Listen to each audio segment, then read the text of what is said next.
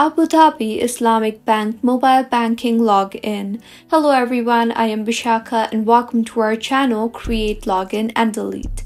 Let's get right into the tutorial. In order to log into Abu Dhabi Islamic Bank Mobile Banking, firstly make sure you have installed the mobile banking application. If not, you can easily download the application from your App Store or your Play Store. Now go ahead and open the application and you will be led to the home page of the application.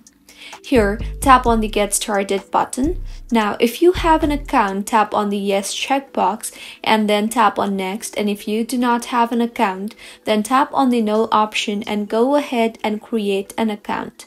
I already have an account, so I will tap on Yes and then on Next. In order to continue, identify yourself using any of the two options shown here. You can use your card number and card PIN, or you can use your account number and e-PIN. I will use my card number and card PIN, so I will tap on the card number and card PIN option.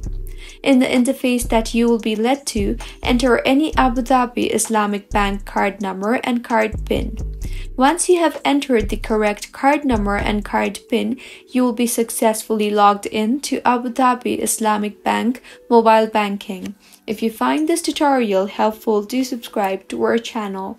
Thank you for staying with us until the end.